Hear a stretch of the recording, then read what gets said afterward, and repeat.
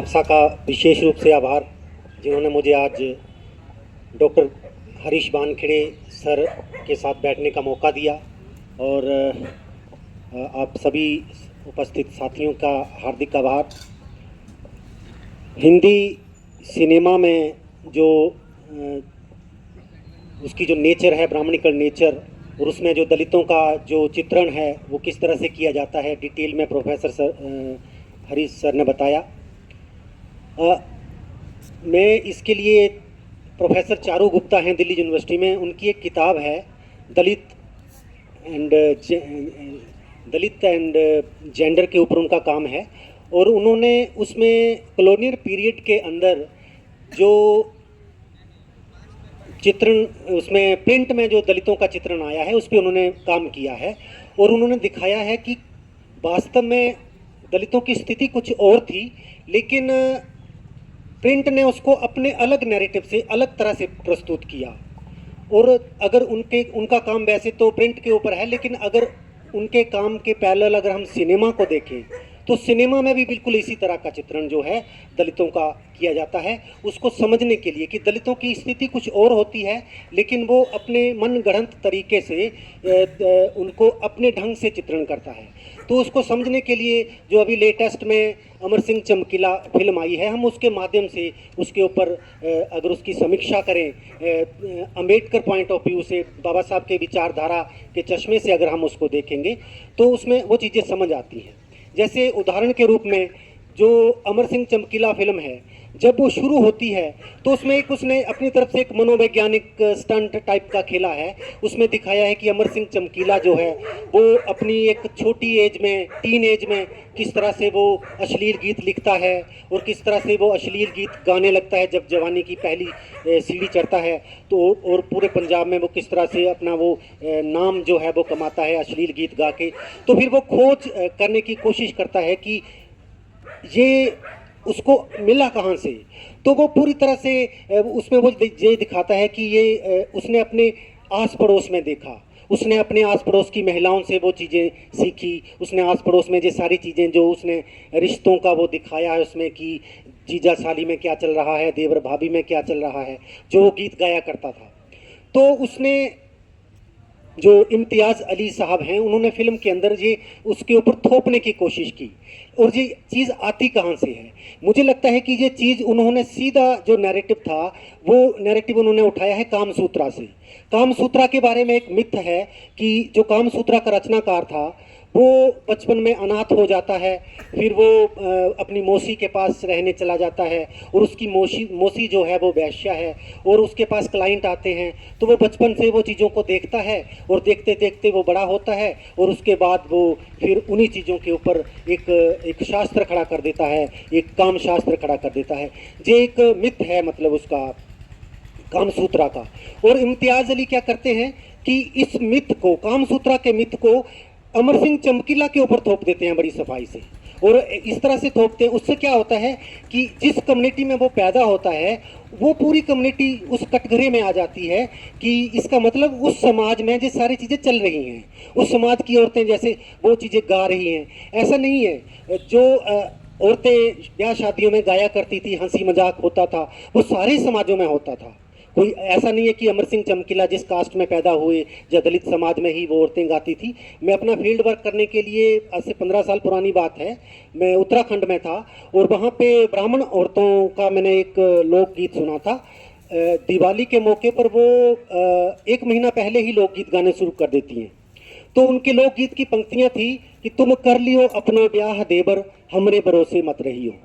तो देवर को लेके वो उस तरह की अगली भी लाइनें थी उसमें। तो एक मैं मतलब हिंट दे रहा हूँ। तो अगर वो ब्राह्मण औरतें इस तरह के गीत गा रही हैं तो हर जाति की औरतें उस तरह के गीत गाती थीं, और उसके ऊपर इम्तियाज़ अली जो हैं वो कामसूत्रा का वो मिथ थोप रहे हैं कि भाई ये जो चीज़ चमकीला गा रहा है या छोटी एज में लिख रहा है, ये इनको इनके समाज से मिली। तो इस तरह से पूरा समाज जो है वो कटघरे में आता दिख रहा है। उसके बाद इम्तियाज़ अली ने अमर सिंह चमकीला का जो करैक्टर दिखाया, पूरी फिल्म में उसको एक दब्बू करैक्टर के रूप में दिखाया, बहुत ही ज़्यादा दबा हुआ और वो मुखरता उसमें नहीं आ पा रही है। तो वो उसका जो दब्बूपन है, ये इनका जो फिल्म इंडस्ट्री का जो मानसिकता है कि दलित करैक्टर को जब भी दिखाना है उसी रूप में दिखाना है, एक दब्बू तरीके से दिखाना है। आप उसको, आप चाहे लगान फिल्म में देख लीजिए, आप चाहे बैटल ऑफ सारागढ़ी में देख लीजिए, जब भी दलित को दिखाया जाएगा तो वो एक दब्बू पने के रूप में दिखाया जाएगा। आप देखिए कि आज से 100-125 साल पहले सरस्वती पत्रिका, हिंदी की सबसे विख्यात पत्रिका, उसमें पहली कविता एक दलित की आ रही है। उस दलित का नाम है हीरा डोम, अछूत की शिकायत। और 1920 जब 25 के दौर में स्वामी अछूतानंद हरिहर उत्तर प्रदेश के अंदर पहला दलित मूवमेंट चला रहे हैं और उनके घर का नाम है हीरा लाल। तो 100-125 साल पहले दलित माँ बाप अपने बच्चों के नाम रख रहे हैं हीरा। और लगान फिल्म जब बनती है तो उसमें जो दलित कैरेक्टर रखा जाता है उसका नाम रखा जाता है कचरा। तो कचरा का कैरेक्टर आपने देखा, तो इससे आप समझ सकते हैं कि उनकी जो है वो मानसिकता जो है वो फिल्म इंडस्ट्री की क्या है। और ये अब सवाल उठता है कि ये जो इम्तियाज अली ने जो कैरेक्टर दिखाया, उसका अमर सिंह चमकीला का एक दब्बू कैरेक्टर दिखाया, तो वो मानसिकता आती कहाँ से है? दरअसल ये मानसिकता आती है, फिल्म इंडस्ट्री के जितने भी कोर्सेज हैं, जितने भी इंस्टीट्यूशंस हैं, वो सिलेबस में नाट्य शास्त्र को पढ़ाते हैं। और जब हम नाट्य शास्त्र का अध्ययन करते हैं तो नाट्य शास्त्र का अध्ययन जब हम करते हैं तो उसके जो रचनाकार हैं भरत मुनि, वो उसमें पूरी कोशिश करते हैं कि वो जो हायरार्की है समाज में चल रही है, वो जो जातिवाद समाज में, वर्णवाद समाज में चल रहा है, वो वर्णवाद जो है वो कल्पना के, जैसे जो नाटक है वो कल्पना की चीज़ है, तो वो इतना शातिर है कि समाज में तो चल ही रहा है लेकिन वो कल्पनात्मक चीज़ों में, लिटरेचर में भी वो आए। तो उसने वो बाकायदा व्यवस्था की है भरत मुनि ने, जो जहाँ संस्कृत के लोग बैठे होंगे वो अच्छी तरह से जानते हैं। उसने बाकायदा लिखा है कि अगर स्टेज के ऊपर कोई ब्राह्मण का रोल अदा करेगा तो उसका रंग रूप गौर वर्ण रखा जाएगा, उसकी ढील डोल ऐसा रखा जाएगा, उसके कपड़े ऐसे रखे जाएंगे, उसके कपड़ों का कलर तक उसने बताया कि वो ऐसा रखा जाएगा। और अगर स्टेज के ऊपर कोई ब्राह्मण का रोल करेगा, क्षत्रिय का रोल करेगा तो उसका ऐसे ऐसे रखा जाएगा, वैश्य का करेगा तो ऐसा रखा जाएगा, और शूद्र का करेगा तो ऐसा रखा जाएगा। और शूद्र के बारे में उसने लिखा है कि वो ज़्यादा मुखर नहीं होगा, जो उसके जब वो डायलॉग संवाद करेगा, ब्राह्मण से करेगा, ब्राह्मण पात्र से करेगा, क्षत्रिय के पात्र से करेगा, तो वो अपनी मर्यादा में रहेगा। यहाँ तक कि भरत मुनि जो है वो अपने नाटक में, नाट्य शास्त्र में ये भी बताता है कि जो ऑडियंस बैठेगी वो कैसे बैठेगी। सबसे आगे वो बताता है कि सबसे आगे वाले पार्ट में ब्राह्मण्स बैठेंगे, उसके पीछे वो क्षत्रिय की बात करता है, उसके पीछे जो है वो वैश्य बैठेंगे, उसके पीछे शूद्रा बैठेंगे, उसके आगे वो बताता नहीं है। वो चमकीला की जाति वालों के लिए शायद वो खड़े रहने की बात करता होगा, खड़े रह के देखेंगे। तो वो व्यवस्था उसने पहले की है नाट्य शास्त्र में, एक मनुवादी मानसिकता के तहत, कि वही जो नाटक है उसमें जो पार्ट अदा करेंगे उसकी ड्रेस ये होगी, उसके संवाद ऐसे होंगे, उसकी कास्ट के बेस पे। तो फिल्म इंडस्ट्री के लोगों को ये चीज़ें विरासत में मिलती हैं, वो उनको सिलेबस में पढ़ाई जाती हैं। और जब वो उस तरह से अपनी फिल्में बनाते हैं तो एक तो वो ऊपर ऊपर से लगता है कि हिंदी सिनेमा बड़ा प्रोग्रेसिव हो गया, या बहुत बड़ा मतलब कि एडवांस है, या उस तरह का काम कर रहा है। लेकिन अंदर अंदर से जब हम उसको परत को हटा के देखते हैं और जब हम बाबा साहब के विचारों के नज़रिए से उस चीज़ को देखते हैं तो लगता है कि चीज़ें बिल्कुल वैसी ही हैं और ऊपर ऊपर से लिपापोती होती है और बिल्कुल वही हायरार्की, वही जातिवाद, वही वर्णवाद, उसमें उसको जो फॉलो जो है वो किया जाता है। उसके बाद उस फिल्म के अंदर एक संवाद, थोड़ा सा सीन में आता है कि जब वो चमकीला अपने पिता से संवाद करता है, जब अपने पिता को बताता है कि मैं फैक्ट्री का काम छोड़ के अब गाने का काम करूँगा, तो उसमें आपने देखा कि वो गाली गलौच बहुत कर रहा है उसका पिता, और उसके माध्यम से ऐसे दर्शाया गया है कि जैसे दलितों के घरों में गाली गलौच और इस तरह की वो चलती है इन लोगों के घरों में, वो एक पूरे समाज के अंदर मतलब उसके ऊपर थोपा गया है। जबकि अब मैं सोच रहा था कि ये चीज़ मुझे ऐसे लगा उस सीन को देखते हुए कि ये कहीं से उसने आइडिया लिया है, कहीं से उसने बहुत ज़बरदस्त आइडिया लिया, और मुझे भी ऐसे लगा कि कहीं देखा है। बाद में मुझे जब मैं 2-3 बार पिक्चर देखी तो बाद में मुझे पता चला कि मुल्कराज आनंद ने जो अनटचेबल उपन्यास लिखा है, उस अनटचेबल उपन्यास में जो पात्र है, जो मुख्य पात्र है बक्खा, वो जब अपने पिता से डायलॉग करता है तो उसके पिता भी बहुत गालियां देता है। और मुल्कराज आनंद भी मुंबई में फिल्म इंडस्ट्री में थे और उनकी उपन्यासों पे भी बहुत सारी फिल्में बनी है, कुली और मेरे ख्याल अनटचेबल पे भी बनी है। तो ये लोगों की देखिए मेंटलिटी देखिए कि देखिए बच्चे सबको प्यारे होते हैं, एक ब्राह्मण को जितने प्यारे होते हैं दलित को भी उतने ही प्यारे बच्चे होते हैं। और जिस तरह से ब्राह्मण अपने बच्चों से प्यार दुलार करता है, दलित भी वैसे ही करता है। लेकिन ये फिल्म वालों को आइडिया कहाँ से आता है कि जब दलित जो है वो अपने जो दलित बाप जो है वो अपने बच्चे से बात करेगा तो इस तरह से गाली गलौज की भाषा में बात करेगा। तो उसकी जो भाषा है उससे लगता है कि ये मुझे लगा कि ये उन्होंने जो लिया है वो वहाँ से उठाया है ये आइडिया अनटचेबल से, मुल्कराज आनंद से। और अभी मैं जो चमकीला की पहली वाइफ थी उसकी 2 बेटियां थी उस समय जब उनकी हत्या हुई थी। जो बड़ी वाली बेटी है, कुलवंत कौर है शायद नाम उसका मैं इंटरव्यू देख रहा था रात को। वो खुद कह रही है कि फिल्म वालों ने मेरे दादा का जो करैक्टर दिखाया है वो बहुत नेगेटिव दिखाया है। वो लड़की कह रही है कि मैं अपने दादा को अपने बहुत छोटी एज से जानती थी और मेरे दादा इस तरह के नहीं थे, इस तरह की भाषा नहीं बोलते थे और मेरे दादा के रिश्ते मेरे पिता से बहुत अच्छे थे। दोनों बैठ के खूब हंसते थे, दोनों बैठ के जो है फ्यूचर की बहुत प्लानिंग किया करते थे। तो अगर वो रियल करैक्टर ऐसा है, वो लड़की जो है उसकी चमकीला की बेटी बता रही है, तो इम्तियाज़ अली को क्या ज़रूरत पड़ गई उसको कि उसके दोनों बाप बेटा के संवाद में गाली गलौज की जो भाषा है। मुझे लगता है कि ये जो इम्तियाज़ अली साहब हैं उनकी फिल्मों में पंजाब कहीं ना कहीं किसी न किसी रूप में आता है। तो पंजाब की कल्चर से वो ज़्यादा प्रभावित भी थे, वाकिफ भी हैं। तो उनकी फिल्मों में दूसरी फिल्मों में भी आता है पंजाब किसी न किसी रूप में। और पंजाब की एक मान्यता है कि भाई पंजाबी भाषा में गालियाँ बहुत चलती हैं। तो उन्होंने शायद बहुत बड़ा पार्ट दिखाना था, क्योंकि पंजाब के बारे में कहा जाता है कि गालियाँ पंजाबी भाषा की हेल्पिंग वर्ब बन चुकी हैं। तो मुझे लगता है कि वो चीज़ उन्होंने उस पिक्चर में लानी थी, तो वो उन बाप बेटा के संवादों के ज़रिए से ला रहे हैं। तो उससे होता क्या है कि पूरी की पूरी कम्युनिटी जो है वो उसके कटघरे में चली आती है कि इनके घरों में बिल्कुल ऐसा ही चलता है जिस जैसे सिनेमा दिखाता है। उसके बाद जो जाति की अस्मिता का सवाल था, एक चमार के घर में पैदा होना, उस 80 के दशक की बात है, और उस गरीब कम्युनिटी से निकल के पूरे पंजाब में एल्विस ऑफ पंजाब बन जाना, ये कोई छोटा मोटा संघर्ष नहीं रहा था। और इसके लिए उनको कितनी मुसीबतें झेलनी पड़ी होंगी, अमर सिंह चमकीला को कितनी परेशानियां झेलनी पड़ी होंगी, उसका पूरी फिल्म के अंदर जाति की जो अस्मिता है, जाति का जो हालात हैं उसको चीरते हुए आगे निकल जाना, तो उसका बिल्कुल भी पूरी फिल्म में कहीं कोई जिक्र नहीं किया उसने, जो कि सबसे ज़रूरी पार्ट था उस फिल्म का। और अमर सिंह चमकीला का जो उसमें जाति का दिखाया भी है, वो सिर्फ एक डायलॉग के माध्यम से उसने दिखा दिया कि चमार हूँ, भूखा नहीं मरूंगा। तो एक डायलॉग ऐसे लग रहा है कि जैसे मतलब उसने जो डायलॉग है वो एकदम से उस पर जबरन थोप दिया उस फिल्म के ऊपर। और जबकि जाति का उसमें जो मसला था उसको बहुत अच्छे तरीके से उसको दिखाना चाहिए था। और दूसरा जो उस फिल्म के अंदर चलता है वो उसके जो लव मैरिज करता है, वो दूसरी शादी करता है, जब चमकीला अमरजोत से शादी करता है, तो उस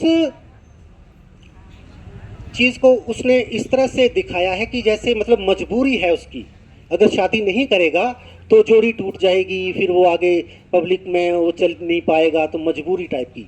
जबकि वो दोनों आपस में एक दूसरे से प्रेम में थे। और उस लड़की को पहले से पता था कि वो, उसके इंटरव्यू जब हम सुनेंगे, चमकीला की पहली वाइफ का इंटरव्यू जब आप सुनेंगे, मीडिया में वो सारी चीज़ें सोशल मीडिया में हैं, यूट्यूब पे हैं, तो उसको पता था कि वो पहले से शादीशुदा है, लेकिन फिर भी वो उससे प्यार कर रही थी, फिर भी वो दोनों शादी कर रहे थे। और उसकी शादी का उस समय क्या असर हो सकता था उस 80 के दशक में। आज भी हालात वहाँ के ज़्यादा अच्छे नहीं हैं। कुछ पढ़े लिखे जो समाज है, अगर वहाँ इस तरह की शादियाँ हो जाएं अपर ऊंच नीच में तो ठीक है, चलता है, लेकिन बाकी समाज में उस तरह का वो चीज़ें नहीं हैं। लेकिन मुझे लगता है कि उस फिल्म के अंदर उसको उस प्रेम को, उस वो दिखाने से थोड़ा हिचकिचा गए कि एक दलित युवक का एक उससे ऊंची जाति की लड़की के प्यार को, प्रेम को वो उस तरह से पर्दे में वो दिखा नहीं पाए। तो इस तरह से फिल्म के अंदर वो दलितों का जो पूरा ओवरऑल दिखाया जाता है, तो उससे ये लगता है कि पूरी पूरी कम्युनिटी को जो है वो कटघरे में लेके आता है। और जब वो आखिरी उस पे आते हैं कि उसकी हत्या की वजह क्या रही, तो उसकी हत्या की वजह कहीं वो पूरी फिल्म के अंदर ऐसे बना के दिखाता है कि जैसे उसके लिए कुछ चमकीला जिम्मेवार है। जैसे वो बीड़ी सिगरेट पीने से बाज नहीं आ रहा, वो बार बार कनाडा में जाके वो कह रहा है कि भाई ये मैंने तो उनको पैसे देता हूँ, वो पैसे लेने आते हैं, अब मैं उनको पैसे देता हूँ। तो इस तरह की वो बातें उनकी तरफ से वो बनाई गई हैं और वो इस तरह से दिखा रहे हैं कि वो चमकीला जो है वो अपनी मौत का खुद जिम्मेवार है। जबकि चमकीला की मौत की जो मुख्य वजहें बताई गई, जिस वो पुलिस भी उस निष्कर्ष तक नहीं पहुंच पाई कि उसकी वजह क्या रही। तो चमकीला की मौत की जो मुख्य वजहें थी, या तो उनके कंपटीटर्स थे, या उनके जो उस समय जो खाड़कूवाद था वो थे, या उनका प्रेम विवाह था। ये 3-4 चीज़ें उनकी वो आ रही थी। लेकिन जब हम गंभीरता से उस पर गहन दृष्टि से उस पर देखते हैं तो ये चीज़ निकल के आती है कि ये सारी चीज़ें जातिवाद से बंधी हुई हैं। एक जातिवाद उसमें रोल प्ले कर रहा है। चमकीला एक बहुत ही नीची जाति से निकल के आगे आता है। अगर उसके कंपटीटर बेरोजगार हो गए हैं उसकी परफॉर्मेंस की वजह से, उसको इतना काम मिल रहा है कि बाकी लोगों को कोई सुन नहीं रहा, बाकी लोगों को कोई बुला नहीं रहा, तो एक एंगल है कि भाई हो सकता है उसके कंपटीटर्स जो थे उन्होंने उसकी हत्या करवाई हो।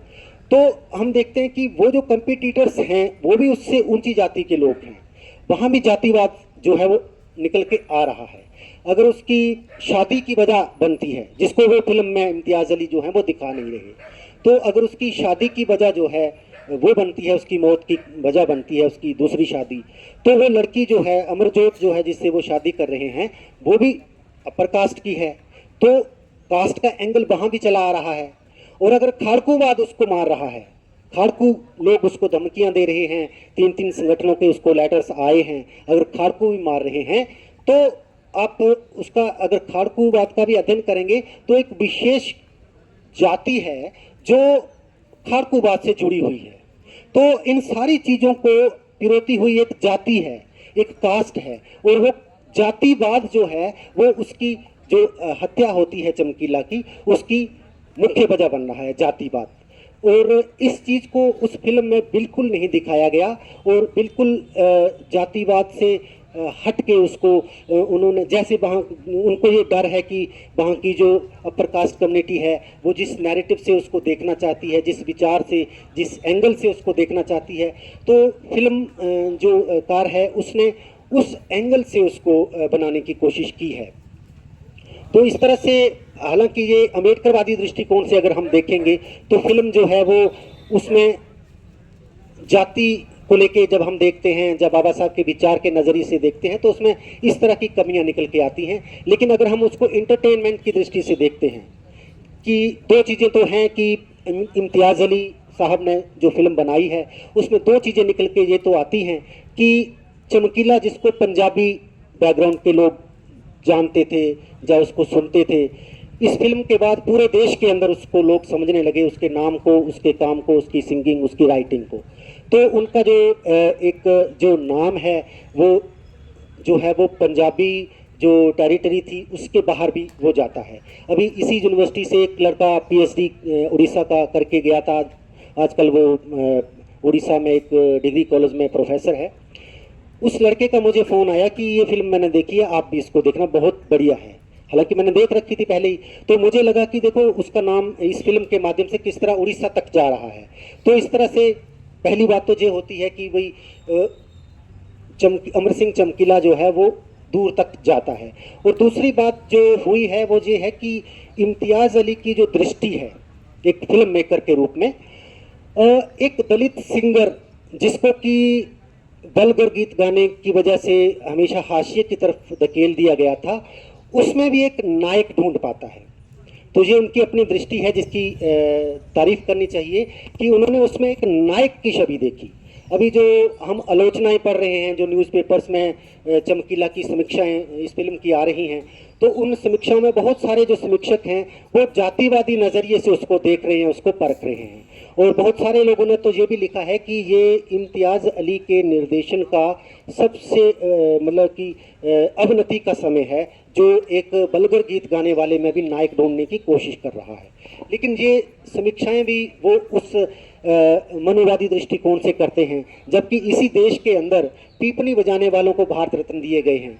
जबकि चमकीला तो टीन एज में जब था तो उस समय के सुपर जो सिंगर थे उनके लिए गीत लिख रहा था। जब वो जवानी की दहलीज पे आता है तो खुद सिंगर था, और वो पूरे पंजाब के अंदर एल्विस ऑफ पंजाब बन जाता है। तो इस तरह से ये समीक्षाएं जो हैं वो सारी जातिवाद के आधार पे की जा रही हैं। लेकिन फिर भी फिल्म ने जो उसमें जो कहानी उसमें प्रेजेंट की गई है इम्तियाज़ की तरफ से या सज्जाद की तरफ से, उस कहानी में एक डॉक्यू ड्रामा का एक फील आता है, और बड़े अच्छे तरीके से उस कहानी को इस तरह से बनाया गया है कि ये मुझे लगता है कि हिंदी सिनेमा में जो बायोपिक का जो एक दौर है या चलन है, उसको इस रूप में दर्शाना की एक आगे परंपरा बनेगी। और ये जो फिल्म है ये एक टर्निंग पॉइंट इसको हम कह सकते हैं, इस आगे के लिए बन सकती है। और मुझे लगता है कि ये जो चमकीला फिल्म है, ये मेरी उम्र के लोग जो हैं जितने भी, ये हम लोग जब होश में आए, 5वीं 6ठी क्लास में जब हम आए, जब होश आती है बच्चे को, तो हम लोग आस पड़ोस में उस ज़माने में टेप रिकॉर्डर्स का ज़माना था, और हम लोग इसके गीत सुनते सुनते बड़े हुए, जवान हुए।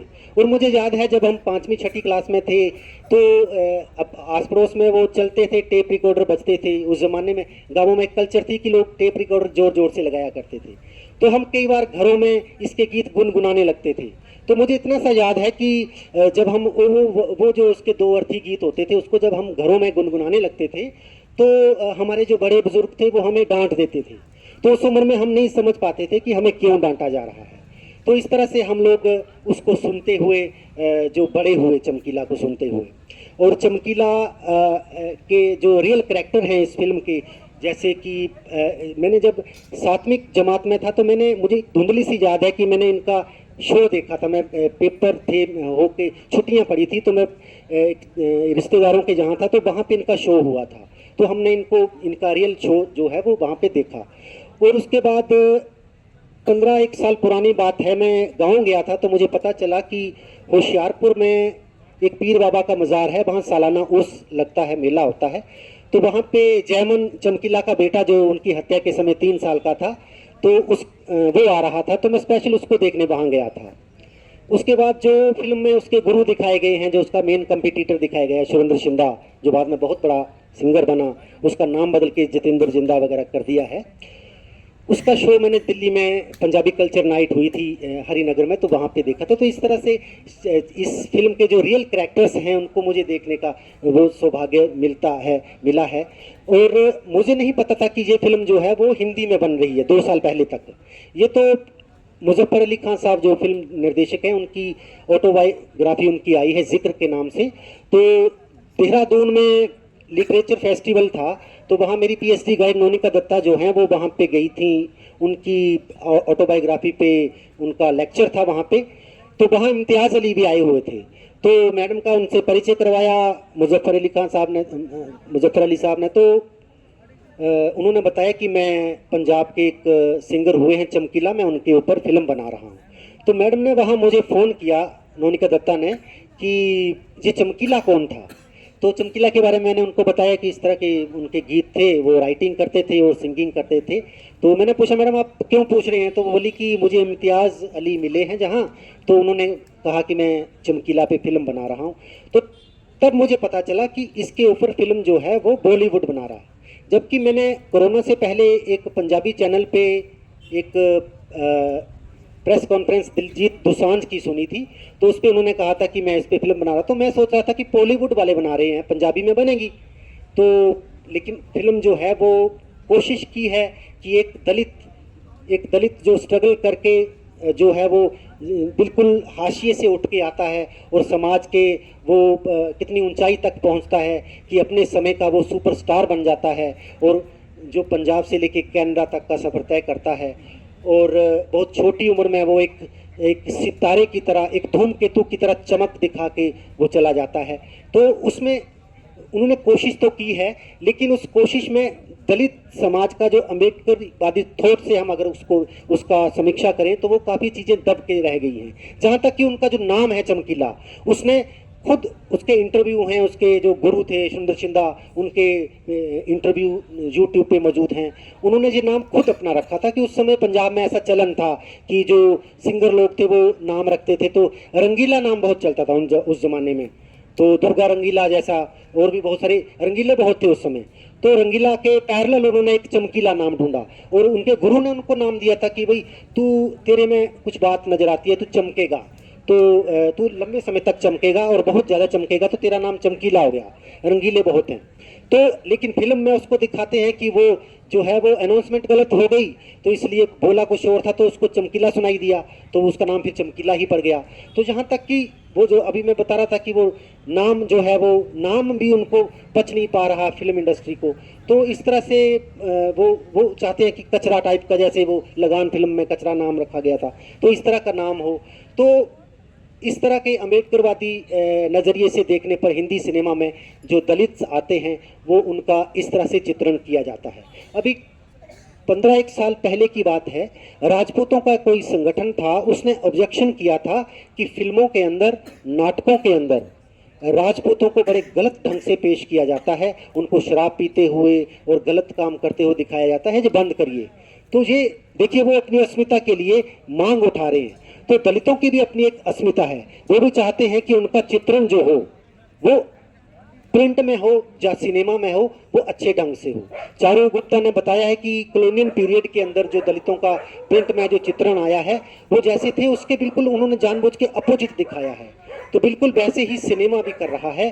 तो सिनेमा जो है वो दलितों का अगर अच्छे ढंग से चित्रण करेगा, क्योंकि सिनेमा ही एक ऐसा माध्यम है जिसका समाज के ऊपर सबसे ज़्यादा असर पड़ता है, अगर उसमें दलितों का सही ढंग से चित्रण आएगा तो समाज के ऊपर उसका ज़्यादा अच्छे तरीके से असर पड़ेगा, तो जो समाज के हित में होगा। तो इन्हीं शब्दों के साथ आप लोगों का बहुत बहुत धन्यवाद। Thank you.